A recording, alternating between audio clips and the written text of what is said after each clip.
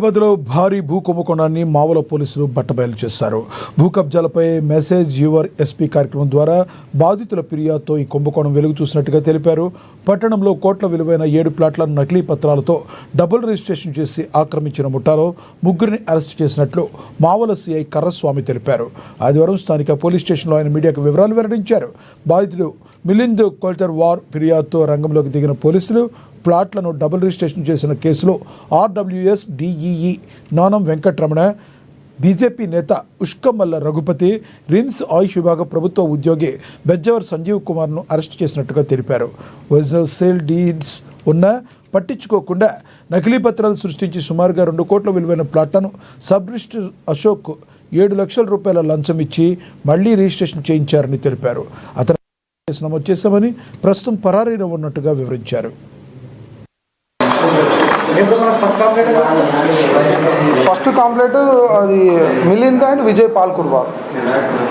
మొన్న తేదీ 19/9/2025 రోజున మిలింద్ అనే ఒక వ్యక్తి పోలీస్ స్టేషన్కి వచ్చి దరఖాస్తు ఇవ్వడం జరిగింది. ఆ దరఖాస్తు సంబంధించి 7వ నెలలో విజయ్ పాల్కుర్వార్ అనే అతను ఎస్పీ సార్కి దరఖాస్తు ఇవ్వడం జరిగింది. ఇదే సేమ్ కాంటెంట్స్ మీద. విజయ్ పాల్కుర్వార్ అనే అతను 2011 సంవత్సరంలో దర్శనాపూర్లోని సర్వే నెంబర్ 29/C సర్వే నెంబర్లో ఒక 7 ప్లాట్లు కొనుక్కోవడం జరిగింది.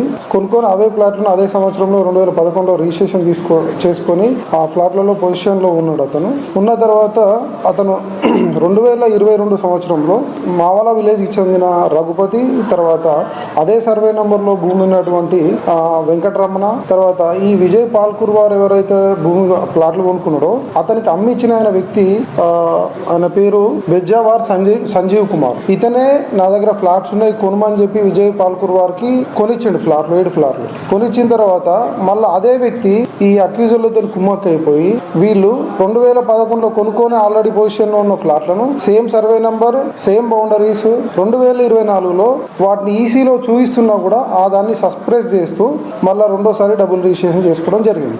దాని తర్వాత ఎవరైతే ఫస్ట్ బాధితుడు ఉన్నాడో అతను, మరి నేను డబ్బులు మీకే ఇచ్చి మీరే నాకు కొనిచ్చిళ్ళు, మీరు అట్లా ఎందుకు చేసిళ్ళు అని చెప్పి ఈ ఆయన సంజీవ్ కుమార్ దగ్గరికి పోయి అడిగితే, మరి వాళ్ళంతా రౌడీ షీటర్లు ఉన్నారు, నేనేం చేయాలి, వాళ్ళు అట్లా ఆక్రమించుకున్నారు, నువ్వు వాళ్ళనే పోయి అడుక్కో అని చెప్పి అన్నాడంట. అదే నువ్వు కొనిచ్చినావు కదా మంచి ఫ్లాట్లు నాకు అని చెప్పి గట్టిగా అడిగితే ఏం చేసుకుంటావు చేసుకోపో అని చెప్పి ఆయన కూడా బెదిరించి కొట్టడం జరిగింది. తర్వాత వీళ్ళు మా ఫ్లాట్స్ దగ్గర పోయి చూసుకుందాం అని పోతే వీళ్ళు వేసుకున్న ఫెన్సింగ్ని ఇరగొట్టి వాళ్ళు ఆక్రమించడానికి ప్రయత్నం చేసి వాళ్ళని భయభ్రాంతులకు గురి చేసి అక్కడి నుంచి వెళ్ళగొట్టి 2022 సంవత్సరంలో 2024 సంవత్సరంలో దాని మీద డబుల్ రిజిస్ట్రేషన్ చేసుకోవడం జరిగింది. దీనిపై ఫిర్యాదుదారుడి దరఖాస్తు మీద కేసు రిజిస్టర్ చేసి నిన్న 3 వ్యక్తులను, ఒకరు వెంకటరమణ, తర్వాత ఉష్కం రఘుపతి, బెజ్జవార్ సంజీవ్ కుమార్ని అరెస్ట్ చేయడం జరిగింది. అయితే దీంట్లో వీళ్ళకి డబుల్ రిజిస్ట్రేషన్కి సహకరించిన సబ్ రిజిస్ట్రార్ అశోక్ గారు అబ్స్కాండింగ్లో ఉన్నారు.